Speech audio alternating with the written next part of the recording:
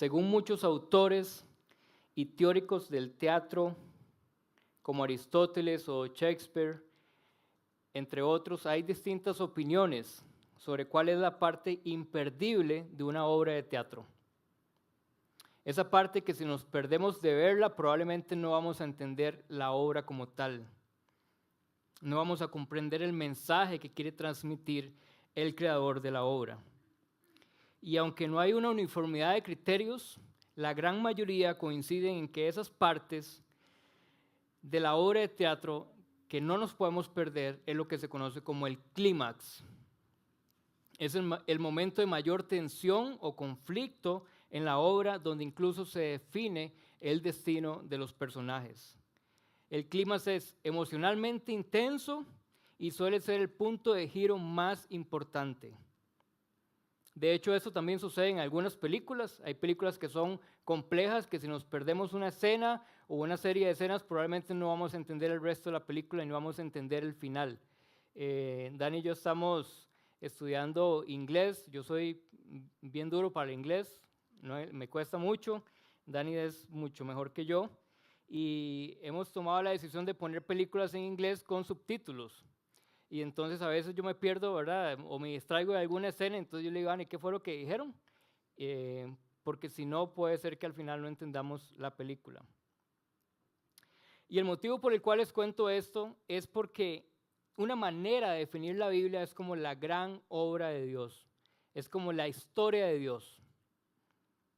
Cómo Él se relaciona de una manera viva y progresiva con su creación. De hecho, me di cuenta, según yo, esto era algo como que se me estaba ocurriendo, ¿verdad? Pero no, me di cuenta que un teólogo muy reconocido, N.T. Wright, ya había planteado algo muy parecido a lo que yo acabo de decir, comparando la Biblia con 5 escenas de una obra de teatro.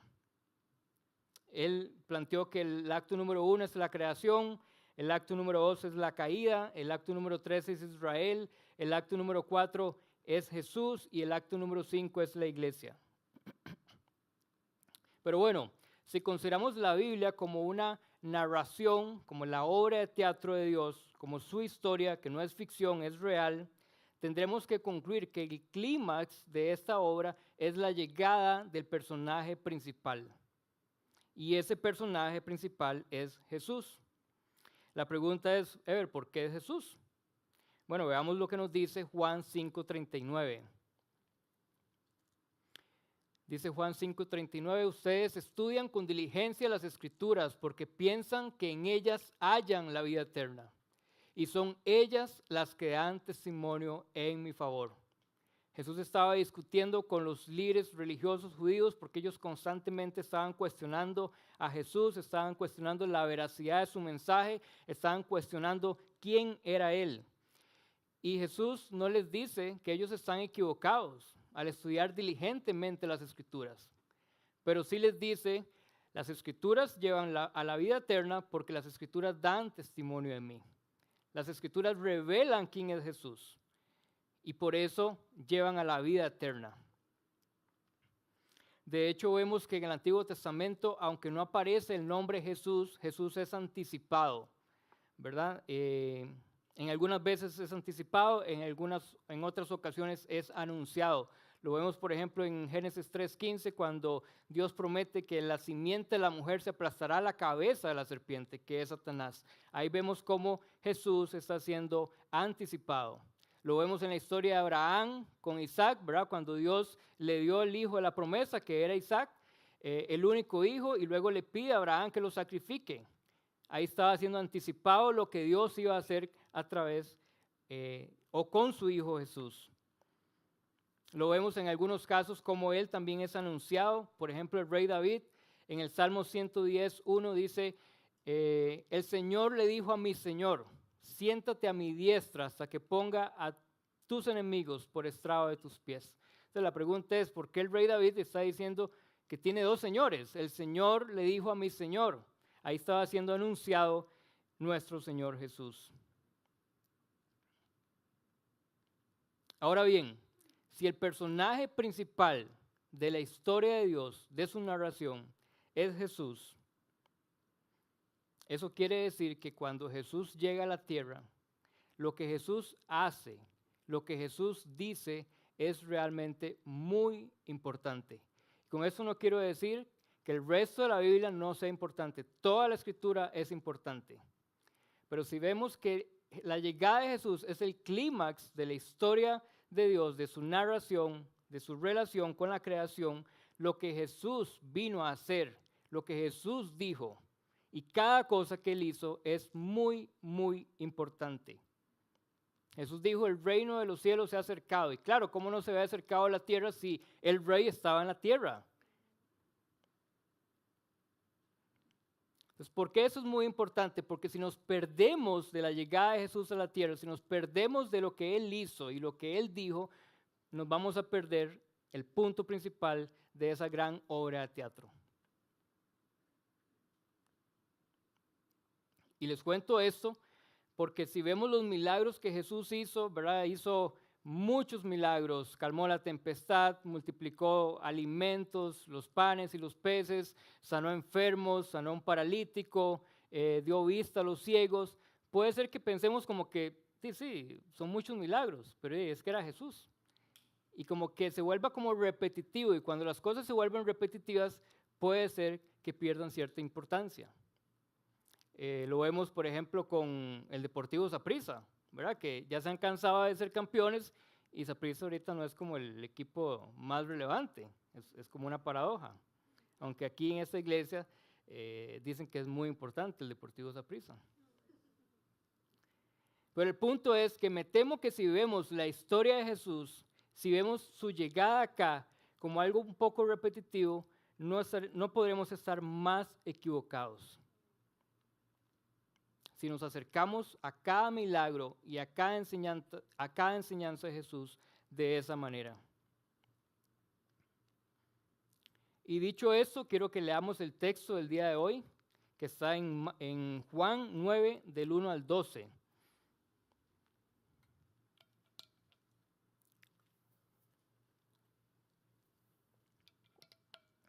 Ese es el texto principal de esta enseñanza y es en el que vamos a estar yendo y viniendo constantemente durante este rato. Dice así la palabra del Señor. A su paso, Jesús vio a un hombre que era ciego de nacimiento y sus discípulos le preguntaron, Rabí, para que este hombre haya nacido ciego, ¿quién pecó? ¿Él o sus padres? Ni él pecó ni sus padres, respondió Jesús, sino que esto sucedió para que la obra de Dios se hiciera evidente en su vida. Mientras sea de día, tenemos que llevar a cabo la obra del que me envió. Viene la noche cuando nadie puede trabajar. Mientras esté yo en el mundo, luz soy del mundo. Dicho esto, escupió en el suelo, hizo barro con la saliva y se lo untó en los ojos al ciego, diciéndole, ve y lávate en el estanque de Siloé, que significa enviado. El ciego fue y se lavó, y al volver ya veía. Sus vecinos y los que lo habían visto pedir limosna decían, ¿no es este el que se sienta a mendigar? Unos aseguraban, sí, es él. Otros decían, no es él, sino que se le parece. Pero él insistía, soy yo. ¿Cómo entonces se te han abierto los ojos?, le preguntaron. Ese hombre que se llama Jesús hizo un poco de barro, me lo untó en los ojos y me dijo, ve y lávate en Siloé. Así que fui, me lavé y entonces pude ver. ¿Y dónde está ese hombre?, le preguntaron. No lo sé, respondió. Los milagros que Jesús hizo tenían como propósito principal representar de una manera gráfica y entendible a nuestros ojos lo que Él había venido a hacer en un sentido espiritual. Y con la palabra espiritual me refiero a la incapacidad de podernos relacionar y ver a Dios como realmente Él es. Dar vida espiritual. Así como una parábola es una metáfora en la que se juntan elementos de la vida cotidiana para poder transmitir un mensaje espiritual o una realidad espiritual, los milagros que Jesús hizo son como una metáfora real, viva, encarnada, que tiene el propósito de revelar de manera física y tangible lo que espiritualmente Jesús venía a hacer a los seres humanos, dar vida y restaurar lo que estaba quebrado. Los puntos del sermón son 3. Punto número 1, no sé si los puedes proyectar, la visión de Jesús y la indiferencia de los discípulos. Punto número 2, la obra de Dios. Y punto número 3, salvos para adorar y dar testimonio de su poder. Punto número 1, la visión de Jesús y la indiferencia de los discípulos. Veamos lo que dice los versos 1 y 2. A su paso Jesús vio a un hombre que era ciego de nacimiento. Y sus discípulos le preguntaron, Rabí, para que este hombre haya nacido ciego, ¿quién pecó? ¿Él o sus padres? Por la manera en la que termina Juan 8, que es la historia anterior, vemos a Jesús discutiendo con los judíos. Incluso llega un momento donde Jesús les dice a ellos, antes que Abraham soy yo, antes que Abraham yo existo. Y dice que ellos tomaron piedras y pensaban lanzárselas, porque con esa declaración Jesús estaba diciendo que Él existe mucho antes que Abraham, y Abraham había existido siglos antes, o sea, Él estaba declarando que Él es Dios. Entonces, por lo tanto, es probable que este hombre se encontrara en las afueras del templo, en Jerusalén, que es donde Jesús estaba caminando. Este hombre, además de nacer ciego, probablemente era de una familia muy pobre, porque vemos que incluso él pasaba tiempo pidiendo limosna en las afueras. ¿Cuánto tiempo llevaba haciéndolo? El texto no nos dice cuánto tiempo este hombre llevaba de ser ciego. Parece que no era joven, porque generalmente cuando vemos estas historias y es alguien joven, el texto nos dice que es joven, entonces probablemente era una persona un poco avanzada de edad.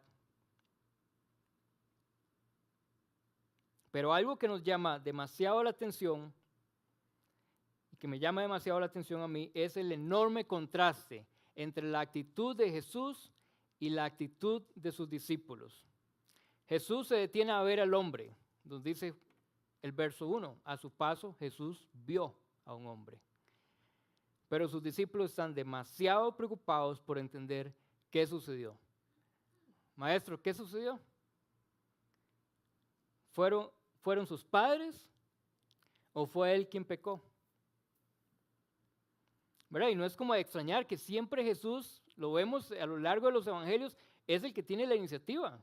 Y ya ellos tienen tiempo de estar caminando con Jesús. Y lo han visto hacer milagros, lo han visto mostrar compasión hacia la gente, pero siempre es Jesús el que toma la iniciativa. ¿Por qué no ellos? Porque ellos no se detuvieron y le dijeron, Rabí, aquí hay un hombre que está pidiendo limosna. No, es Jesús. Es Jesús el que ve.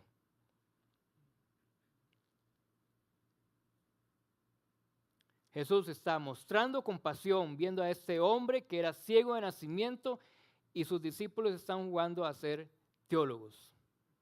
Maestro, lo que nos interesa saber es quién pecó. Si él, y ojo, era ciego de nacimiento, o sea, los discípulos estaban arribando a la conclusión de que él probablemente había pecado en el vientre de su madre. Entonces, ¿quién pecó? ¿Él o sus padres? Y eso me lleva a pensar en cómo necesitamos tener la visión y mente de Cristo, tener sus ojos, ver más la necesidad espiritual a nuestro alrededor. Y cuando digo a nuestro alrededor, en los lugares donde nosotros nos movemos, incluso en nuestra iglesia, y tener la mente de Cristo, poder arribar a las conclusiones y proceder de la manera como Jesús nos enseña en su palabra. Yo constantemente le pido al Señor que me abra puertas, porque estamos en Cañas y quiero compartir con más personas el Evangelio y quiero invitar a más personas al estudio que tenemos los sábados. Y yo un día esto le decía, Señor, es que yo siento que ya le he podido compartir a las personas y los he podido invitar a los que yo creo que conozco.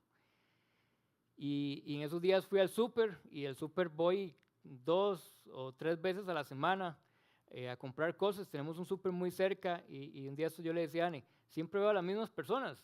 Esta gente fijo vive acá y claro, ¿cómo no los voy a ver siempre, verdad? Si es su lugar de trabajo. Pero el Señor puso convicción en mí de que de verdad ya has invitado a todas las personas, de verdad te has acercado a las personas, querés conocerlas. Y le he estado pidiendo particularmente por una persona que trabaja en el súper, porque definitivamente hay demasiada necesidad espiritual a nuestro alrededor, ocupamos tener la visión que Cristo tiene. Pero no solamente en términos de compartir el Evangelio necesitamos tener la visión que Jesús tiene, lo necesitamos alrededor de cualquier necesidad espiritual. Y eso tiene que ver con los lugares donde estamos, con nuestros lugares de trabajo, incluso con nuestra iglesia. Yo no dudo que muchos de nosotros pasamos mucho tiempo en comunidad, en nuestra iglesia. No solamente acá en este local, sino que fuera de este local. Pasamos tiempo compartiendo. Y estoy seguro que en medio de esos tiempos surgen necesidades, salen a la luz necesidades. La pregunta es, ¿qué estamos haciendo? ¿Estamos haciendo como los discípulos, jugando a ser teólogos, a entender qué fue lo que pasó? ¿Estamos siendo rápidos para sacar conclusiones, rápidos para juzgar? ¿O lo más importante es que estamos teniendo un corazón compasivo, como el de Jesús? Si vemos a un amigo o una amiga de la iglesia y vemos que está relacionándose con alguien que de repente está practicando algún pecado, incluso dentro de la misma iglesia, o tiene algunas luchas, somos rápidos para sacar conclusiones y decirle, mae, ahí mejor ni se meta porque esa persona está súper enredada. Y yo digo, pero ¿y la compasión por nuestro hermano? ¿Qué estamos haciendo para restaurarlo? Es muy fácil simplemente decir, ahí no se meta. Pero yo creo que de alguna manera, con esa actitud, estamos siendo como los discípulos. Maestro, ¿quién pecó? Estamos jugando de muy conocedores, pero estamos lejos de mostrar compasión. Y el Señor lo que más le interesa es que seamos un pueblo compasivo.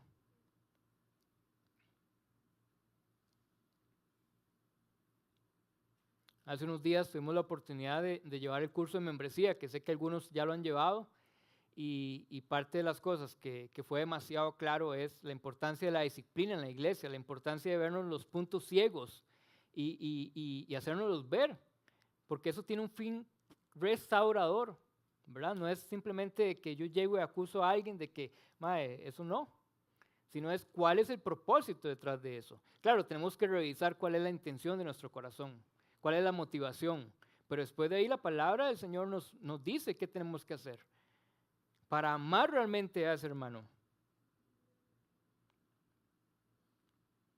Somos rápidos para sacar conclusiones, pero lentos para mostrar compasión, tal como eran los discípulos. Y no estoy diciendo que no tenemos que tener convicciones bíblicas. No es lo que estoy diciendo. Pero sí creo que el Señor nos manda a que esas convicciones estén filtradas por el Evangelio, estén filtradas por el amor que Él nos ha mostrado a nosotros y la paciencia que Él nos ha tenido y la visión que Él ha tenido hacia nosotros. En estos días pasó algo en mi familia. Tengo un hermano que él tiene una enfermedad mental, entonces tiene que constantemente estar medicado. Él ya fue incluso declarado con una incapacidad a raíz de su diagnóstico de enfermedad mental. Y un problema con las personas que tienen alguna enfermedad mental es que muchas veces les da por dejarse de medicar porque se sienten bien y no están bien, evidentemente. Y entonces con mi hermano ha sido bien difícil porque mis papás son ya adultos mayores y siempre nos ha tocado a una hermana y a mí correr cuando él ha entrado en alguna crisis. Y la verdad, cuando yo escucho esas cosas, ¿verdad?, de mis padres, de que ya mi hermano no se quiere tomar los medicamentos, de que ya no se quiere poner la inyección, a mí me carga demasiado. Y entonces en estos días fuimos, mi hermana y yo, y hablamos con él, le hicimos ver las consecuencias de que él deje de medicarse, incluso consecuencias que pueden ser también legales, porque en su momento mis padres estaban siendo de alguna forma vulnerados por la actitud de él. Pero el Señor puso convicción en mí cuando estaba estudiando este sermón, cuando estaba preparando este sermón, de que yo estoy demasiado preocupado, pero por mí mismo en realidad, porque no quiero salir como de mi zona de confort y volver a pasar por eso. Pero no estoy tan preocupado realmente por mostrarle compasión a Él. Estoy preocupado por hacerle ver las consecuencias, pero no estoy necesariamente orando al Señor para que el Señor pueda cambiar su corazón, para que pueda poner en Él ese peso de tomarse los medicamentos. Y tuve que pedirle perdón al Señor, porque estaba haciendo con mi hermano como eran los discípulos. Simplemente sacando conclusiones y siendo duro en lugar de ser compasivo. Me gustó lo que dice Jackie Pullener, que es una misionera británica que tiene medio siglo más o menos de estar en Hong Kong siendo misionera, y ella dice lo siguiente: Dios quiere que tengamos corazones tiernos y pies duros. El problema con muchos de nosotros es que tenemos corazones duros y pies tiernos. Y aunque ella dice esta frase en un contexto de evangelismo, yo creo que se apropia demasiado a nuestro contexto y al contexto de esta historia.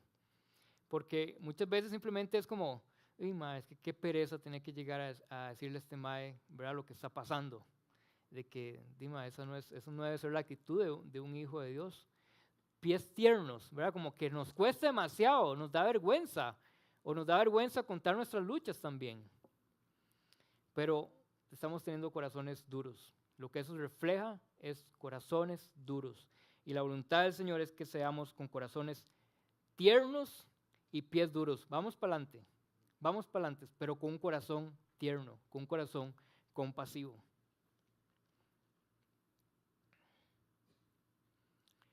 Los discípulos estaban aprendiendo de Jesús y nosotros estamos aprendiendo. Y vean qué increíble como lo dice Mateo 11, 29 y 30, que no sé si está ahí. Carguen con mi yugo y aprendan de mí, pues yo soy apacible y humilde de corazón, y encontrarán descanso para su alma, porque mi yugo es suave y mi carga es liviana. Me encanta porque Jesús dice, ¿verdad?, ustedes necesitan aprender. Y cuando yo pienso en aprender algo, es algo que yo no sé. Nadie aprende algo que ya sabe. Y Jesús nos dice, aprendan de mí. Y Jesús acá está abriendo su corazón. Y lo que está diciendo es lo que hay en su corazón, manso y humilde. Necesitamos que las prioridades de Jesús se vuelvan nuestras prioridades. Necesitamos que su compasión se vuelva nuestra compasión. Que su amor por los perdidos, incluso por nuestros hermanos en la iglesia, aquellos que han puesto su fe en Jesús, sea nuestro amor. Punto número 2, la obra de Dios.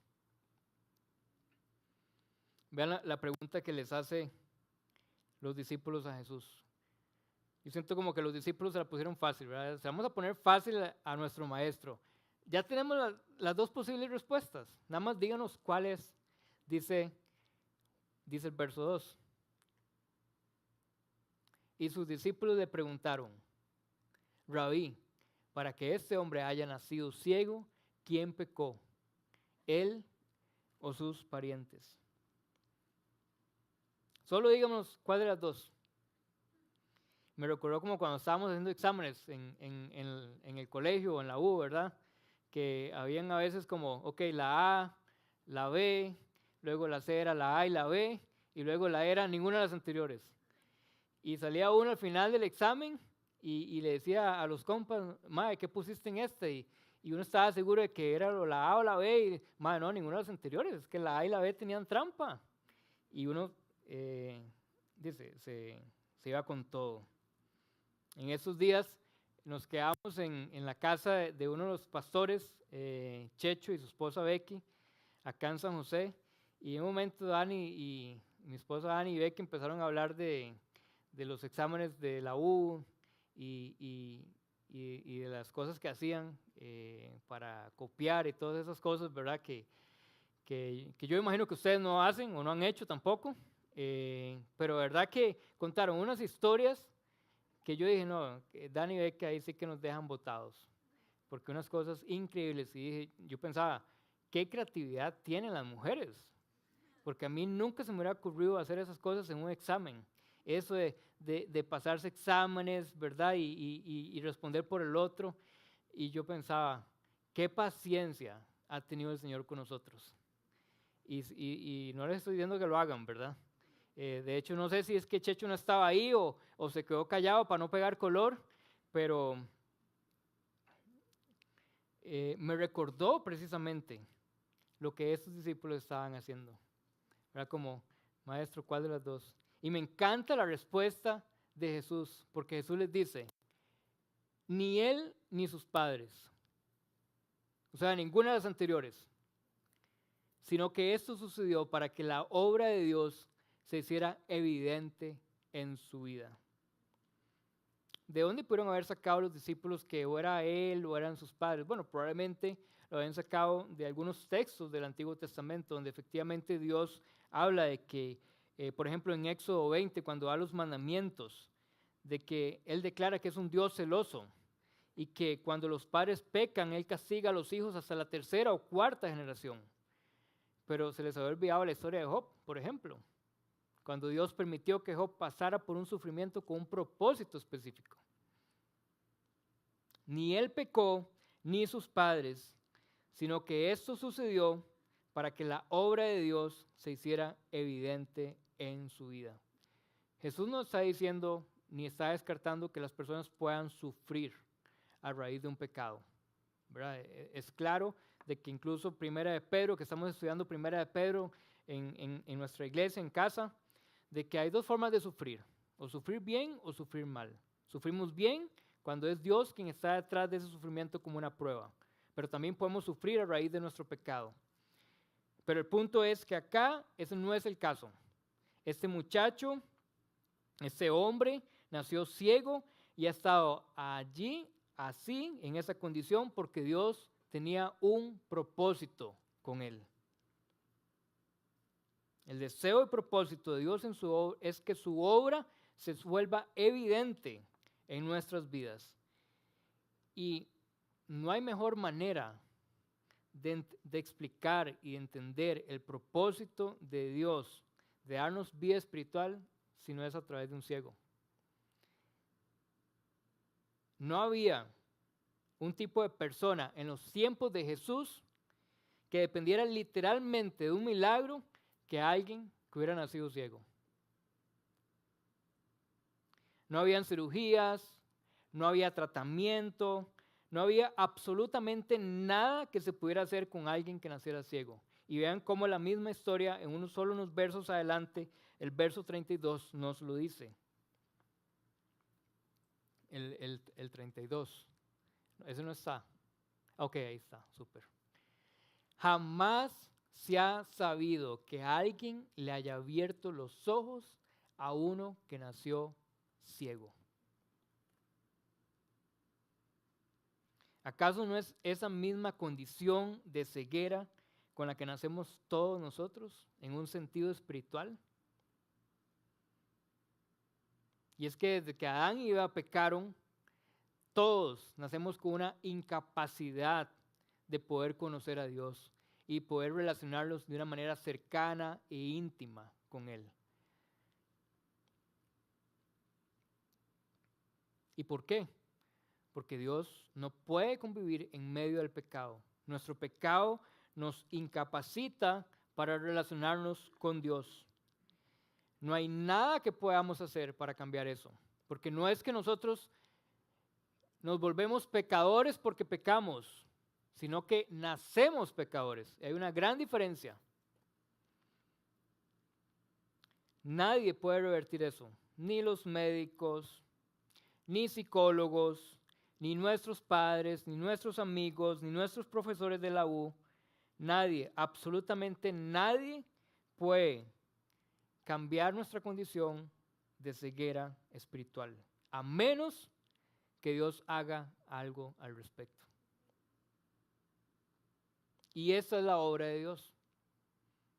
Esta es la obra de la que Juan nos habla.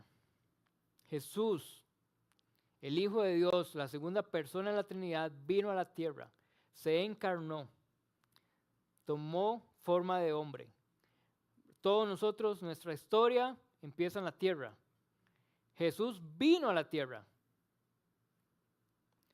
Y Él vivió de manera perfecta, en perfecta obediencia ante Dios. Nunca pecó. Y fue a la cruz y recibió el castigo de Dios, recibió la ira de Dios por los pecadores. Pero Él nunca había cometido un pecado.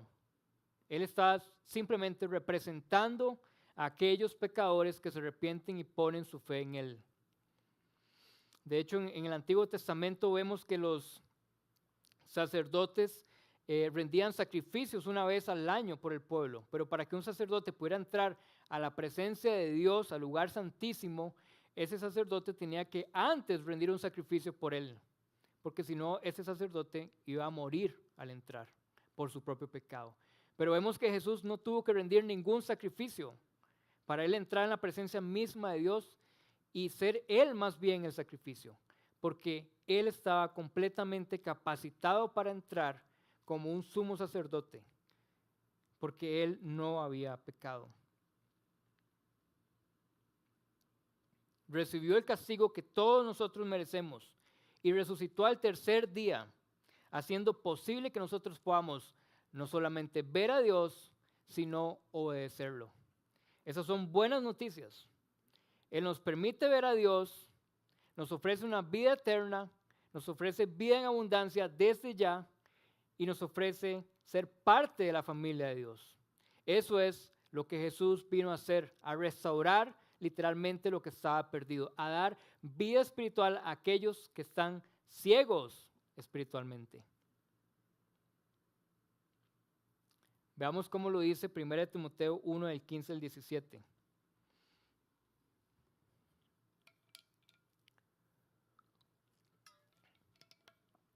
Este es Pablo escribiéndole a Timoteo, que es un pastor y que ha sido alguien que ha aprendido de él.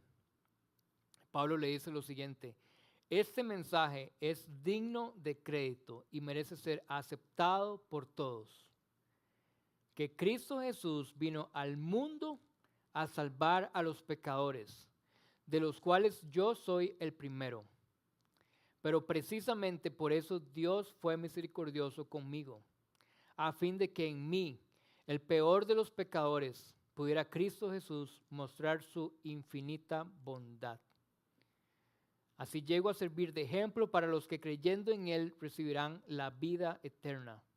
Por tanto, al Rey eterno, inmortal, invisible, al único Dios, sea honor y gloria por los siglos de los siglos. Amén.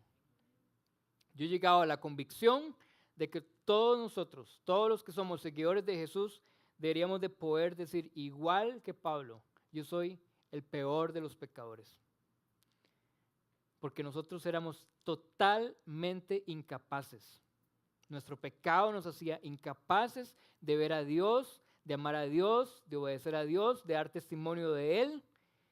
Y Él lo ha hecho posible a través de Jesús, nuestro Salvador. Me encanta esta frase de C.S. Lewis en uno de sus libros que se llama ¿Cómo ser cristiano? Y dice lo siguiente: lo que a Dios le importa no son exactamente nuestras acciones. Lo que le importa es que seamos criaturas de una cierta calidad, la clase de criaturas que Él quiso que fuéramos, criaturas relacionadas con Él de una cierta manera. Me encanta porque es exactamente lo que Jesús vino a hacer, a revertir lo que estaba quebrado, a restaurar lo que estaba roto, para que seamos las criaturas que Dios, antes de que Adán y Eva pecaran, Él había previsto que fuéramos. Unas criaturas de cierta calidad, que nos podemos relacionar con Él de la manera en la que Él nos creó o creó al ser humano en un principio. Podemos conocer a Dios. Si lo conocemos, lo vamos a amar, y si lo amamos, lo vamos a obedecer. Yo creo que eso a mí me ha dado demasiada claridad. Es imposible conocer a Dios y no amar a Dios. Y si lo amamos, de fijo lo vamos a obedecer. El problema del ser humano es que no conoce a Dios. Y no conoce a Dios, no puede amar a Dios. Y si no ama a Dios, no lo va a obedecer. Algunas personas quieren obedecer a Dios, pero sin conocer a Dios, entonces no funciona. No funciona, se vuelve algo extraño, se vuelve como algo que no tiene su razón de ser, no cumple su propósito. Este ciego experimentó lo que todo pecador experimenta. Vamos a ver de nuevo los versos 4. Jesús dice, mientras sea de día, tenemos que llevar a cabo la obra del que me envió. Viene la noche cuando nadie puede trabajar. Mientras esté yo en el mundo, luz soy del mundo. Y me encanta porque dice, mientras sea de día, tenemos que llevar. O sea, es algo que hoy nosotros, como sus hijos, como sus representantes, como sus embajadores, tenemos que hacer lo mismo, seguir los pasos de Él, ser luz en el mundo. Y dicho esto, escupió en el suelo, hizo barro con la saliva y se lo untó en los ojos al ciego, diciéndole, ve y lávate en el estanque de Siloé, que significa enviado. El ciego fue y se lavó y al volver veía. Exactamente lo que pasa con la vida de un pecador cuando Jesús lo ve.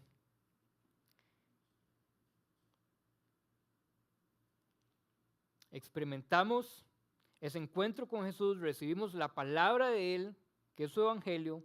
El ciego escuchó a Jesús, le creyó, es decir, tuvo fe y obedeció, ¿verdad? Ok, hay que ir al estanque Siloé, ok, voy al estanque Siloé, me lavo los ojos y veo. Exactamente lo que pasa en nuestra vida espiritual cuando Jesús nos encuentra. Recibimos su palabra, tenemos fe que es un don de Dios y como resultado de eso podemos verlo y abrazarlo en nuestro corazón. Quitémonos la idea, porque de repente puede ser que tengamos temor de compartir el evangelio con ciertas personas. Puede ser que creamos de que hay personas que están más listas que otras, que uno dice es que esta persona está bien difícil. Todos está demasiado difícil. Demasiado difícil. Pero para Dios, nada es imposible. Demasiado difícil para nosotros. Y a veces creemos que hay algunos que están como más cerca, entonces con este sí me agarro. Y resulta que eso no era. No era el que el Señor tiene en el momento. Puede ser que en un futuro. No tenemos que discriminar a nadie. El llamado del Señor es compartir el evangelio con todos. Porque todos están exactamente en la misma condición y es Él el que los encuentra.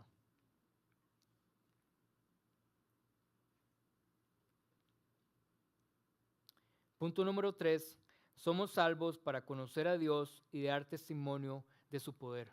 Veamos cómo cierra la historia a partir del verso 8. Sus vecinos y los que lo habían visto pedir limosna decían, ¿no es este el que se sienta a mendigar? Otros aseguraban, sí es él. Otros decían, no es él, sino que se le parece. Pero él insistía, soy yo. ¿Cómo entonces se te han abierto los ojos?, le preguntaron. Ese hombre que se llama Jesús hizo un poco de barro, me lo untó en los ojos y me dijo, ve y lávate en Siloé. Así que fui, me lavé y entonces pude ver. ¿Y de dónde está ese hombre?, le preguntaron. No lo sé, respondió. Parece como que la respuesta tiene mentira, pero no. Recordemos que este hombre era ciego de nacimiento y fue ciego al estanque. Y cuando él se lavó los ojos y vio, ya Jesús no estaba, ¿verdad? Porque el estanque estaba a unos cientos de metros. Entonces realmente él está diciendo la verdad. ¿Dónde está? No lo sé. No, yo no lo he visto. Yo solo sé que él me dijo esto, yo lo hice, sé que es Jesús y ya veo. No tenía mucha información de Jesús, pero sí sabía quién era Él, quien le había sanado sus ojos.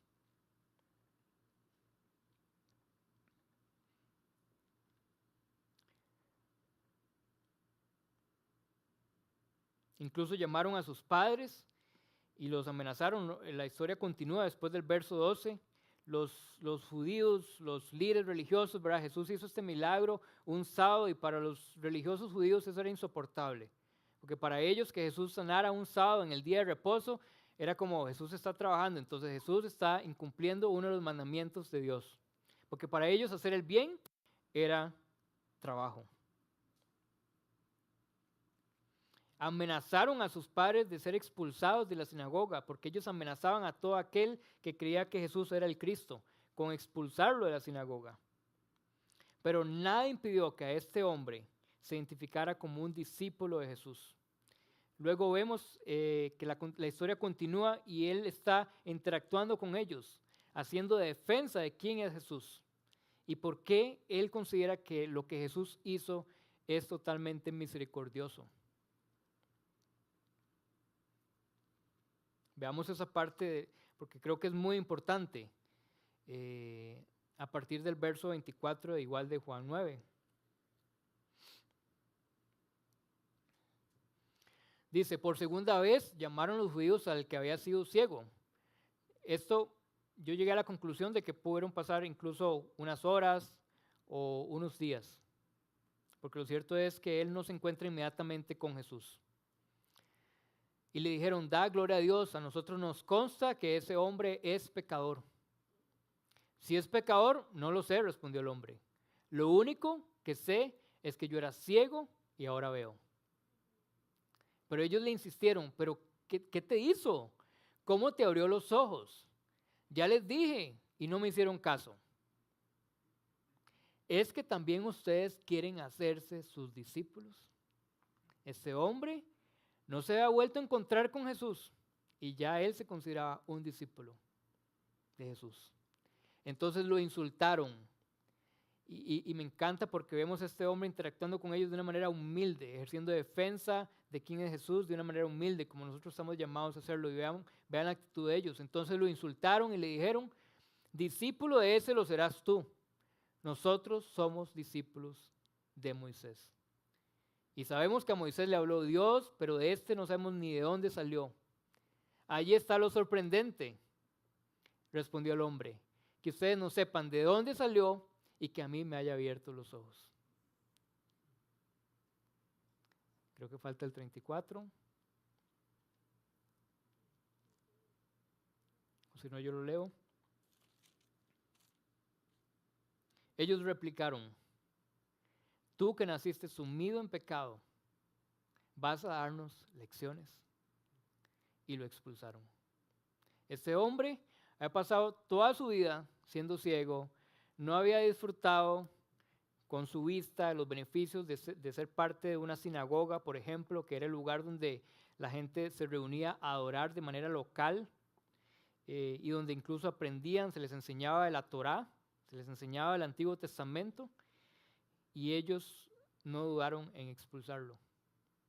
Unos cuantos días tenía de poder disfrutar de eso, pero sin embargo, este hombre dijo, voy para adelante, yo tengo algo más valioso. Ustedes me pueden expulsar de lo que quieran, que yo me seguiré identificando con Jesús. Y me parece demasiado poderosa esta historia, porque de hecho es una historia un poco extensa, pero es porque hay demasiados detalles. Yo veo ahí no solamente el evangelio condensado, ¿verdad?, en la forma de un milagro, pero también veo el discipulado, veo el costo del discipulado, de ser un seguidor de Cristo, y veo cómo los seguidores de Cristo dan testimonio de quién es Él.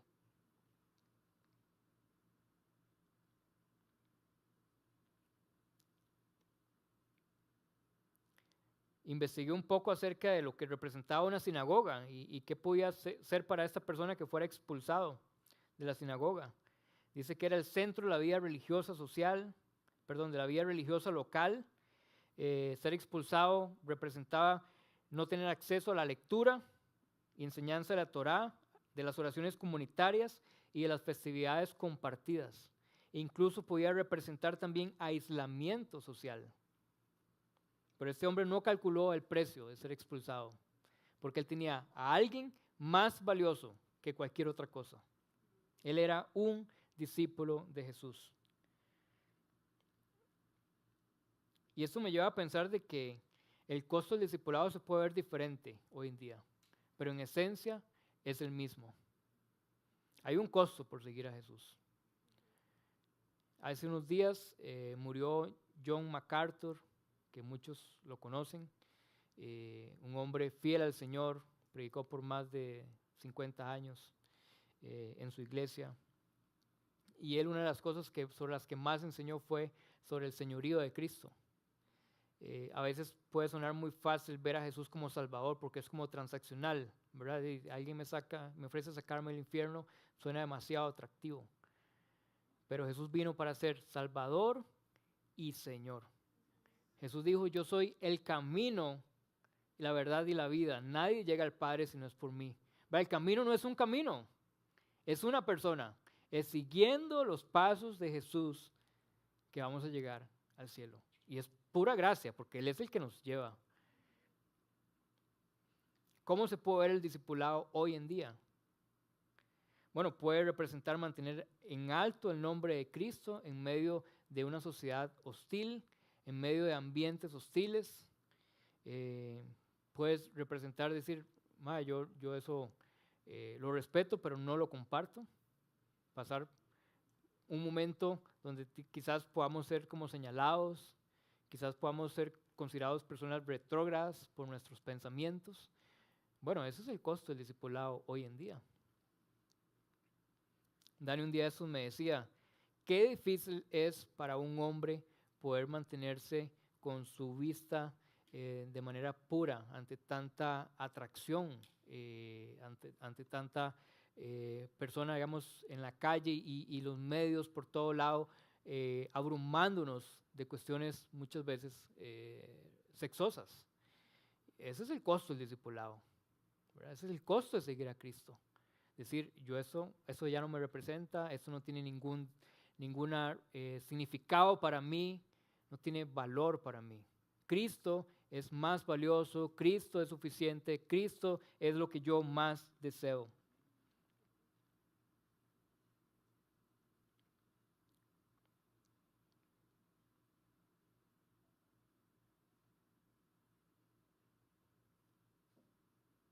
Lo más hermoso de todo esto es que no importa de dónde nos expulsen, no importa de cómo nos traten, no importa que nos digan, como le dijeron a ese hombre que había sido ciego, usted que está sumido en el pecado,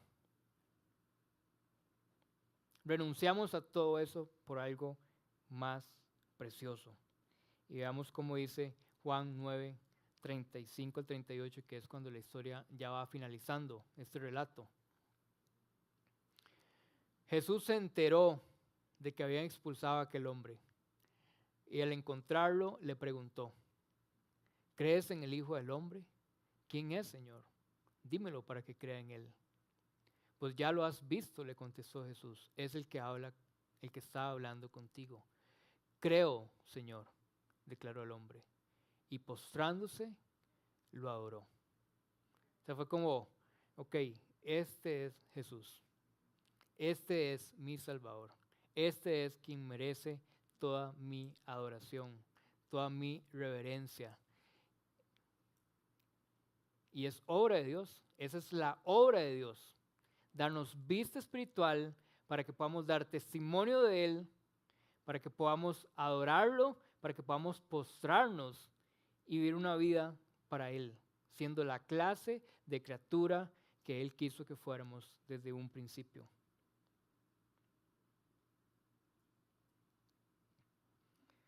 Ya para ir terminando, hay algo muy importante que no les dije. El puro principio cuando Jesús dice, ni él pecó ni sus padres, sino que eso sucedió para que la obra de Dios se hiciera evidente en su vida. O sea, eso significa que Dios estableció que este hombre naciera ciego y estuviera ciego por todos esos años. para que la obra de Dios se hiciera evidente en su vida. Y yo creo que eso nos podemos entenderlo de dos formas. En su vida, como, solamente en Él, o para que la obra de Dios se hiciera evidente en su vida, pero para que también nosotros la viéramos. Es increíble lo que Dios estableció, de que este hombre naciera de esa forma, para que nosotros hoy pudiéramos disfrutar de esta historia y poder entender cómo nosotros también fuimos ciegos como este hombre en un momento. Y si usted aún no está seguro, si usted dice, es que yo todavía no soy un seguidor de Cristo, yo lo animo. ¿Qué es lo que tengo que hacer, Ever? Solamente tiene que arrepentirse de sus pecados, de saber que hemos estado en enemistad con Dios, de que nacimos siendo sus enemigos, que realmente no nos podemos relacionar con Él, y confiar completamente en la obra que Jesús hizo. Ahora, a ver, es que me cuesta, yo no sé, no tengo la fe de ese hombre. Bueno, pídele al Señor fe. Pídele. Esas son las oraciones que el Señor está deseando contestar. Señor, es que yo no puedo todavía, no entiendo todavía qué tiene que ver Jesús conmigo. Pídale, pídale.